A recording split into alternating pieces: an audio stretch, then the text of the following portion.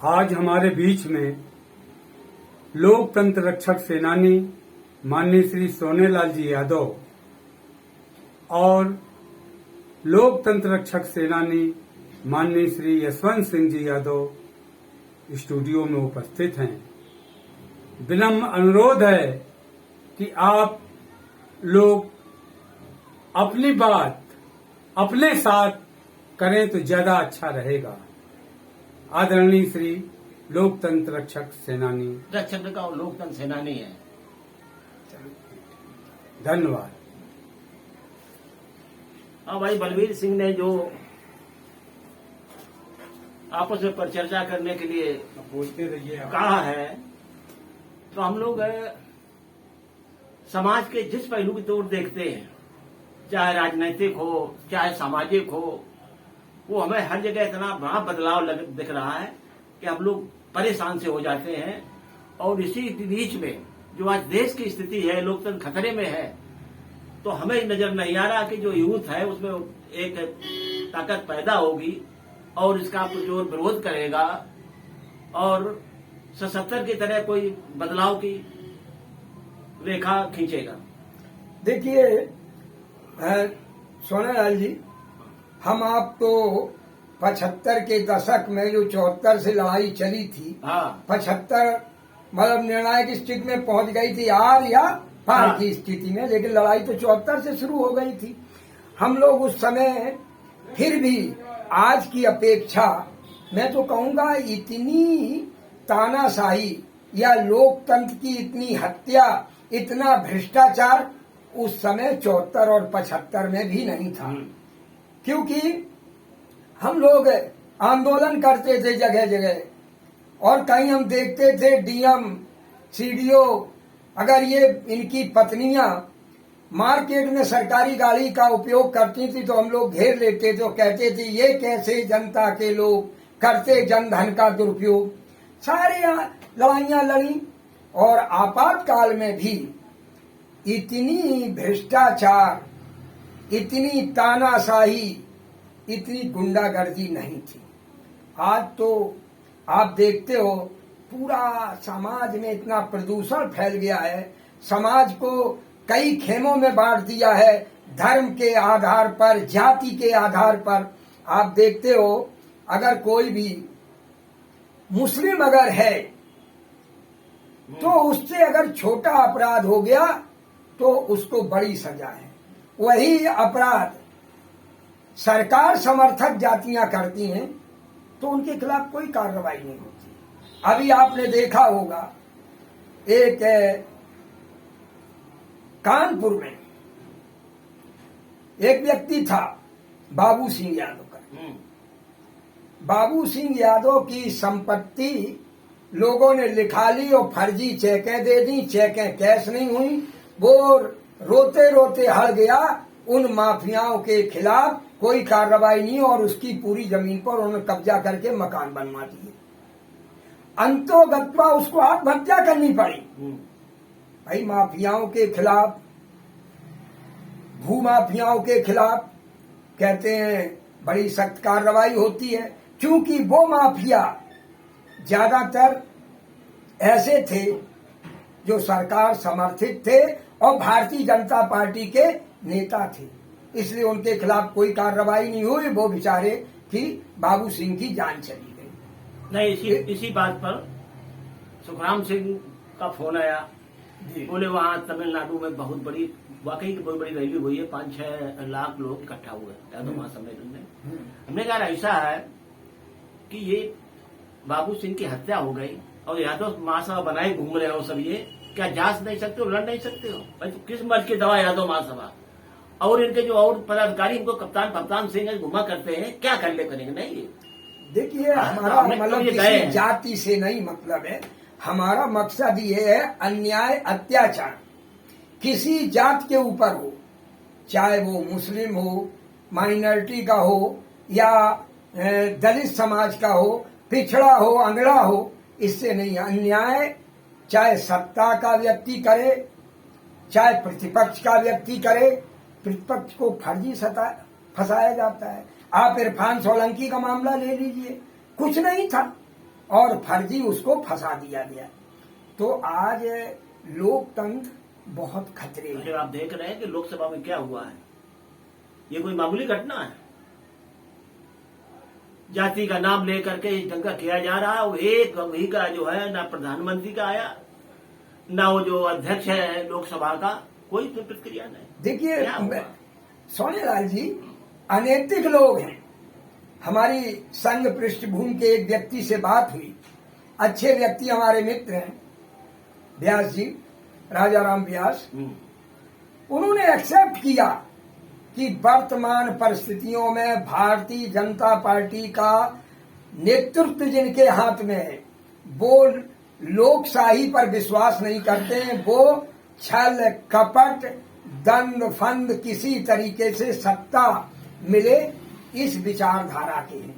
उन्होंने हमारे जितने भी लोकतंत्र रक्षक सेनानी हैं जो संघ पृष्ठभूमि के हैं उनसे बात होती है, वो एक्सेप्ट करते हैं कि लोकशाही को सबसे बड़ा अगर खतरा है तो वर्तमान परिस्थितियों में है। नहीं तो पक्की बात है, इसका आभास तो जो इनकी गतिविधियां हैं हर चीज में जो बदलाव लाते हैं ये करते हैं, तो ये चीजें साफ दिखाई पड़ रही है समाज में। आपने अभी देखा लोकसभा में जिस तरह की भाषा का उपयोग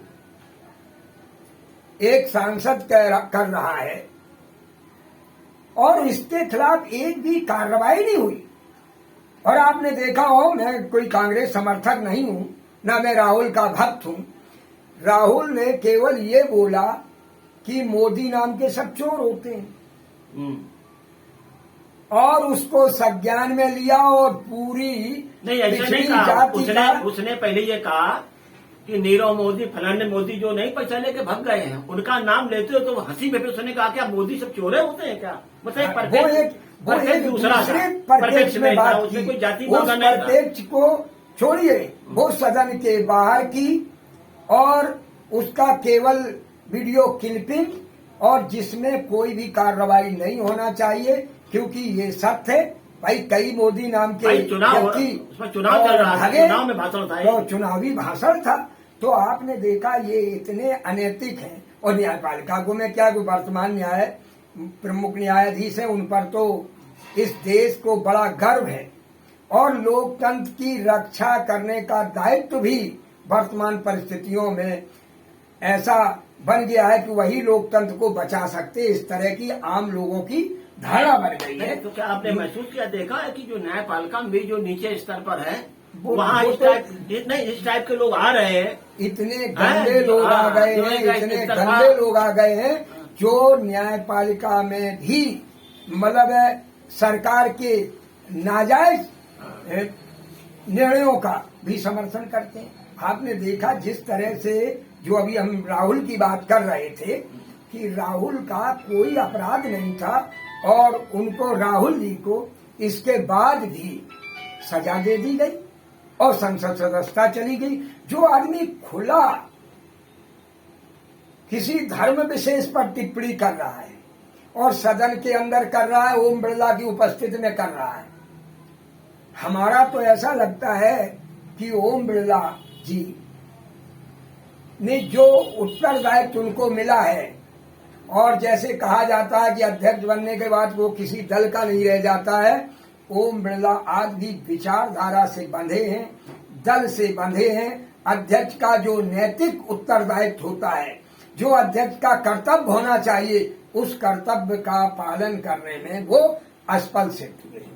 हम तो ये कहेंगे। नहीं, आपका कथन ठीक है। आजकल देखिए लोकसभा के अध्यक्ष थे वो बनर्जी जी है, वो कांग्रेस का था, वो डील थी, परमार डील थी, तो उसमें सीपीएम ने अपना वापस ले लिया समर्थन और इनको भी कहा कि आप दल के हैं तो आप छोड़िए इसको। तो उन्होंने कहा नहीं, जो अध्यक्ष होता है किसी दल का नहीं, किसी दल का नहीं। वो बहुत बड़ी और नैतिक बात थी, बहुत नैतिक बात थी, नैतिक बात थी। अच्छा, तमाम सारे अध्यक्ष रहे हैं वो इतना, भाई हम लोग तो पार्लियामेंट की डिबेट आप देखते हो अभी तक जो अध्यक्ष रहे हैं उन अध्यक्षों का एक मतलब स्टेटस रहा है, उनको लोगों के अंदर अलग सम्मान रहा। लेकिन ओम बिरला जी ने जिस तरह से चुप्पी साध ली, कोई स्टेटमेंट नहीं दिया, केवल इतना कहा कि भविष्य में ये ना दोहराएं। क्या इस अपमान का जो विदेशों में हर जगह भारत की साख को धक्का लगा है, अगर यही ओम बिरला जी ने अगर उसको निकाल दिया होता, उसकी सदस्यता रद्द करने की प्रस्ताव आ जाता सत्ता दल की तरफ से, तो आज पूरे विश्व में जो भारत की नाक कटी है वो भारत की नाक न कटती। क्या ये अभियान चला रहे हैं जो भाजपा के सांसद हैं कि जो सांसद बोले हैं जिनको गाली गलौज किया है, उल्टे उन्हीं पर आरोप पड़ने जा रहे हैं? ऐसा है, इन्होंने जो लोकसभा की बातचीत थी, जो बैन लगा दिया गया था, तो निकाल दिया गया था, इन्होंने जाकर पब्लिकली चर्चा की। ऐसा है कि वो तो देखिए, हम सोनालाल जी एक चीज कहेंगे, इससे कहने के लिए कुछ भी कहें, लेकिन भारतीय जनता पार्टी की साख पर बट्टा लगा है, बहुत बड़ी साख गिरी है। ये इस तरह की घटना हमारे देश में देखिए मुसलमानों के योगदान को कम करके नहीं आंका जा सकता है। देश की स्वतंत्रता में भी मुसलमानों का बहुत बड़ा योगदान है। क्या डॉक्टर अब्दुल कलाम के योगदान को आप झुठला सकते हैं? क्या मेजर सलमान के योगदान को झुठला सकते हैं? क्या अब्दुल हमीद के योगदान को झुठला सकते हैं?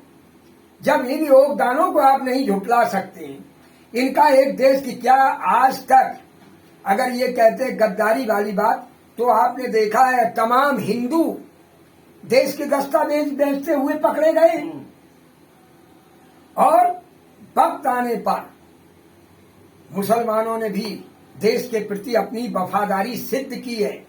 इसलिए आप किसी कौम को देश के प्रति गद्दार होना का तमगा नहीं लगा सकते हैं।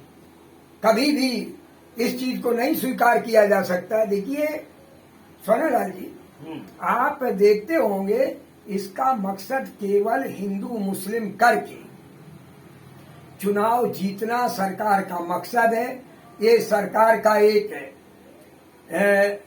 ये कहिए मोहरा था, वो हिंदू मुस्लिम करके, क्योंकि न तो वो बेरोजगारी पे चर्चा करना चाहते हैं, ना वो महंगाई पे चर्चा करना चाहते हैं, ना अपने चुनावी एजेंडे पे चर्चा करना चाहते हैं। वो केवल हिंदू मुस्लिम करके चुनाव जीतना चाहते हैं, जो देश के लिए बहुत ही घातक है। क्या ऐसा नहीं है कि ये जो महिला आरक्षण बिल लाए हाउस में, पार्लियामेंट में पास कराया, लेकिन इसको ऐसा उलझा दिया है तो उल्टा इनके ऊपर उल्टी यहाँ जा रही है, तो वो देखा कि कोई मजा तो आया नहीं, हमने यहाँ स्पेशल बना नहीं। सुनिए, ऐसा नहीं, एक मिनट, आप पढ़े लिखे हैं और आप प्रवक्ता से सेवानिवृत्त हैं।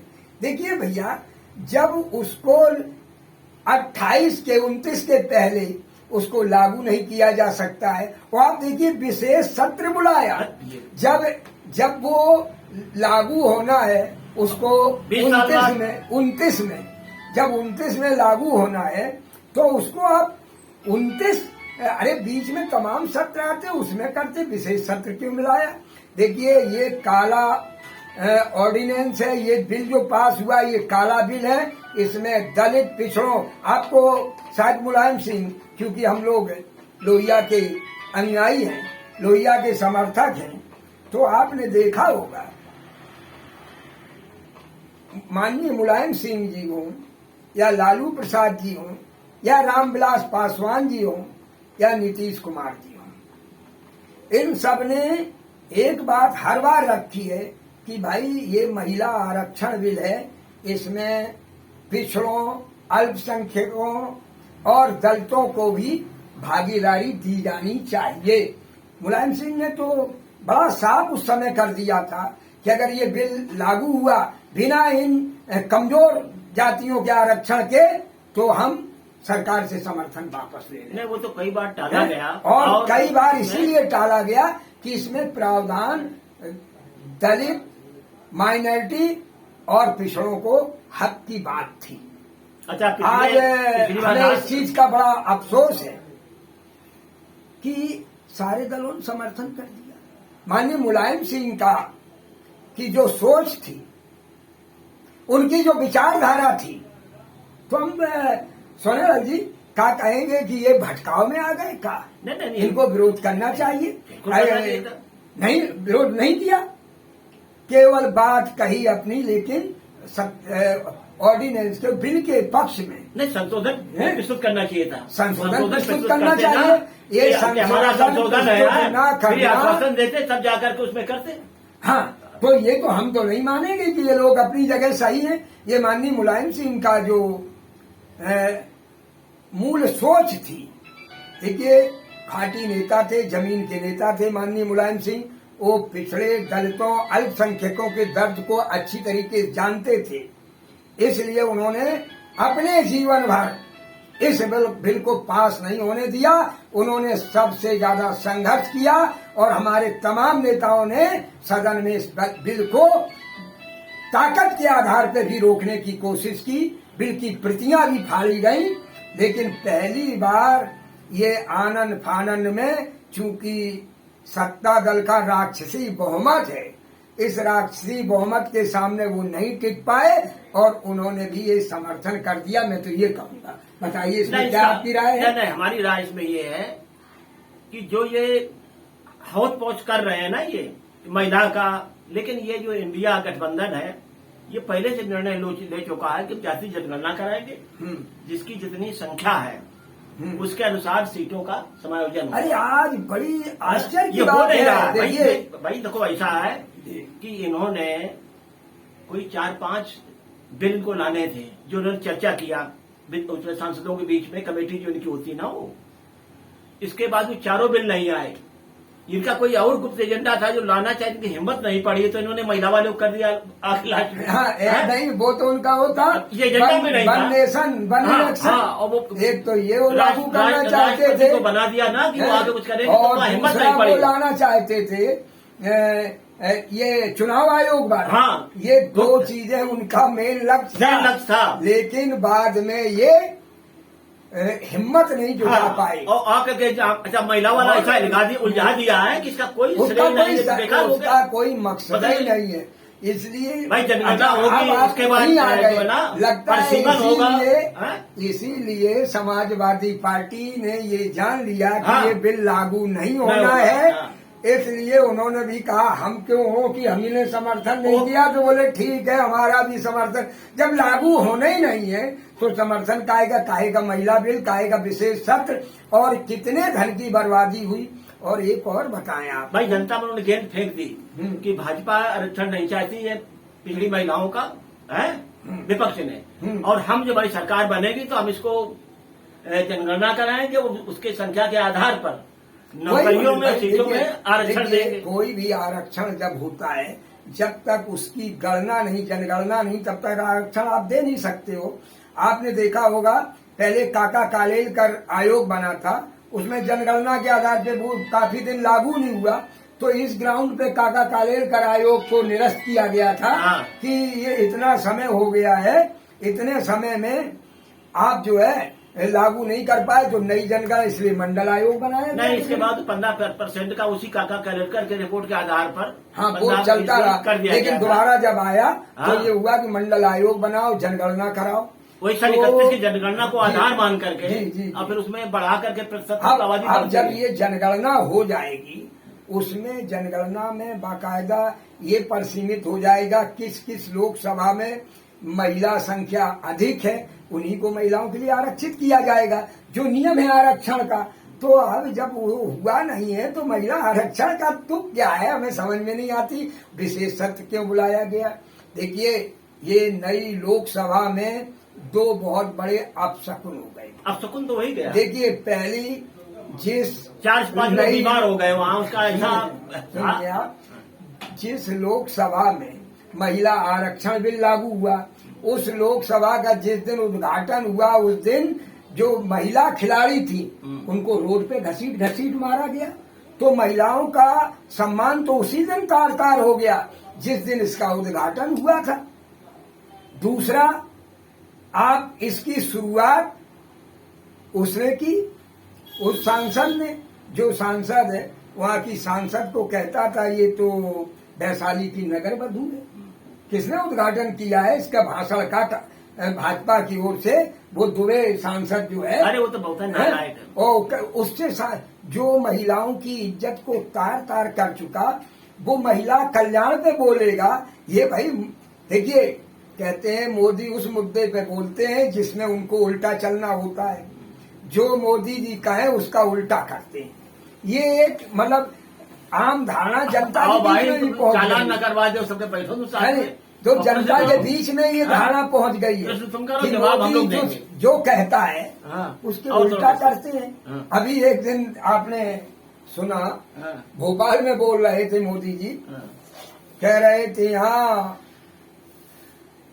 रानी दुर्गावती स्टेशन जिसकी विश्व में चर्चा होती है, पता लगा कि मध्य प्रदेश में आज तक कोई दुर्गावती स्टेशन ही नहीं।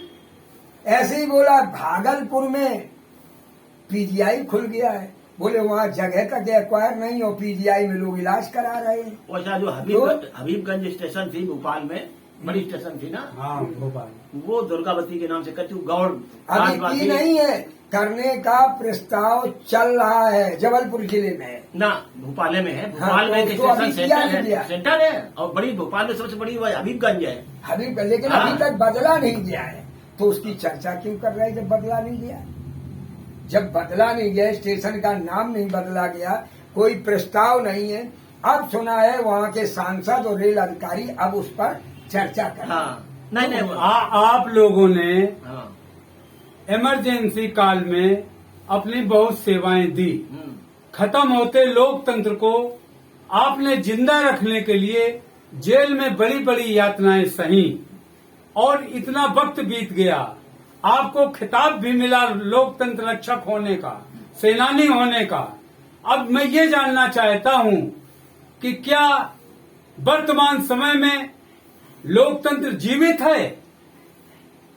हम पूछना चाहते हैं माननीय यशवंत सिंह जी से, क्या आज की स्थिति में भारत का लोकतंत्र जिंदा है या उसे मारने की कोशिशें निरंतर जारी हैं? देखिए बलवीर जी, लोकतंत्र, आज लोकतंत्र नाम की कोई चीज नहीं बची है। भ्रष्टाचार के ऊपर इतना भ्रष्टाचार बढ़ा, उसने लोकतंत्र को दबा दिया है। और हमारे जो नेता हैं जिनके ऊपर जिम्मेवारी है, वो अफसरशाही के इशारे पर नच रहे हैं। लोकशाही सब जगह खत्म हो गई है। और सबसे बड़ा खतरा क्या है कि हमारे युवाओं में, जिसके प्रति जबरदस्त आक्रोश होना चाहिए, युवाओं का आक्रोश कम हुआ है। युवाओं का लोकतंत्र के विषय में और जनता की समस्याओं के विषय में लड़ने की क्षमता लगता है कमजोर हुई है। उस समय आपने देखा होगा, उस समय जयप्रकाश जी ने कहा था, छात्रों 1 वर्ष के लिए आप लोग विद्यालय छोड़ दीजिए और इस लोकतंत्र के यज्ञ में अपनी आहुति दीजिए। तमाम छात्रों ने अपने विद्यालय छोड़ दिए और लोकतंत्र को जिंदा करने के लिए संघर्ष किया। लेकिन आज भी मैं ये आश्वस्त हूं कि 2024 के चुनाव में जिस तरह से आपातकाल में परिवर्तन के पहले शांति थी, उसी प्रकार की आज शांति है। हर वर्ग के लोग, चाहे अंगड़े हों, चाहे पिछड़े हों, चाहे दलित हों, चाहे माइनॉरिटी के हों, सब लोग अवसर की तलाश में खड़े हैं कि जिस दिन चुनाव आएगा उस दिन इस लोकशाही विरोधी सरकार को, लोकतंत्र विरोधी सरकार को और भ्रष्टाचार को पनपाने वाली सरकार को उखाड़ फेंकेंगे। ये मुझे पूरा विश्वास है। नहीं, बलबीर सिंह जी, जो जसवंत सिंह ने कहा, हमें तो लग रहा है लोकतंत्र अधमरा है इस वक्त समय। डॉक्टर राम मनोहर लोहिया जी ने कहा था कि जिंदा कौमें 5 साल तक इंतजार नहीं करती। बिल्कुल बिल्कुल। और जब हम जानते हैं कि ये सरकार पूर्ण रूप से अलोकतांत्रिक है और लोकतंत्र को कुचलने, दबाने, मिटाने, यहाँ तक कि भारतीय संविधान को भी बदलने की कुचेष्टाएं और उसका मौका तलाशने के इंतजार में हमेशा रहती हैं कि कब मौका मिले और हम भारत के संविधान को ही बदल डालें। इस दिशा में अगर हमने चुनाव का इंतजार किया और 5 साल तक इंतजार किया तो निश्चित रूप से हम ये मानते हैं कि हम लोग जिंदा नहीं हैं। आदरणीय सोनालाल जी लोकतंत्र रक्षक सेनानी हैं। हम पूछना चाहेंगे, क्या मौजूदा सरकार लोकतंत्र को बचाने का या लोकतंत्र को मिटाने का कौन सा कार्य कर रही है? माननीय सोनेलाल जी बताएं। नहीं, आप बलबीर सिंह जी ने सही ठीक कहा। अब तो निर्भर करता है जो हमारी राजनीतिक पार्टियां हैं और जो हमारे विभिन्न संगठन हैं, वकील हैं और डॉक्टर हैं, तमाम पत्रकार हैं, ये तमाम चीजें हैं। तो हम देख रहे हैं आमतौर पर चाहे वो पत्रकारिता हो उसमें बहुत कम लोग बचे हैं, मीडिया है वो इस चीज को साथ नहीं दे रहा है। हालांकि इमरजेंसी भी बाद में हो गया था लेकिन इतना नहीं था जितना मैं आज देख रहा हूं था, लेकिन बाद में ठीक हो गया था। अब इसमें पार्टियों का ये कि जब कोई ये तो मैं देख रहा हूं जैसे नाजी सरकार जो थी यूरोप में समूह नष्ट करना, तो आजकल जो लोकतंत्र की प्रक्रिया के प्रदर्शन करें, धरना दें, जो अधिकार प्राप्त है इस पर ये भारी रूप से चोट पहुंचाते हैं और गलत मुकदमा कायम करके लोगों को जेल भेजने का काम कर रहे हैं। तो राजनीतिक दल भी सचेत हो गए, वो चुनाव आते वक्त सारी चीजें खुल करके जनता के प्रति प्रस्तुत करेंगे और इस समय वो सारी चीजें देख रहे हैं कि ये सरकार जिस तरह का दमन कर रही है, ऐसा माहौल बना रही है, उससे राजनीतिक दल बच रहे हैं। देखिए बलवीर भाई, आपने जो प्रश्न रखे हैं बहुत महत्वपूर्ण वर्तमान समय में।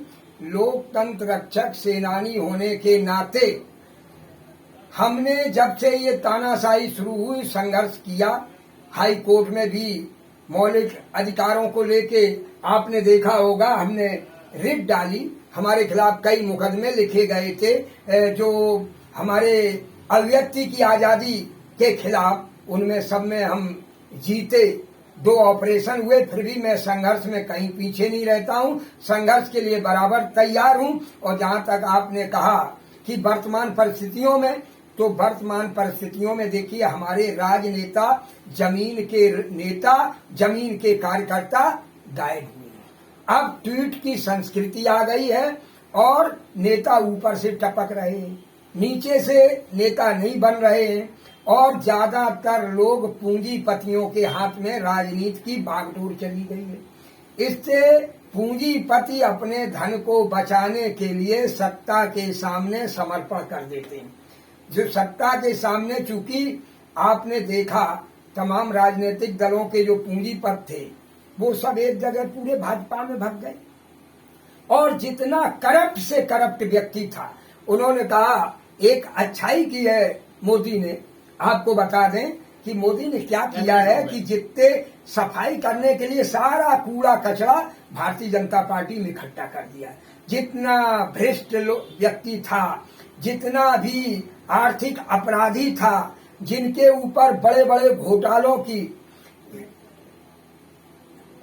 आरोप थे, वो सारे घोटालेबाज भारतीय जनता पार्टी के झंडे के नीचे इकट्ठा। बलबीर सिंह जी जो और एक और है, 149 लोकसभा सांसद, 149 लोकसभा सांसद अपराधी प्रवृत्ति के, वो सब के सब भाजपा के हैं।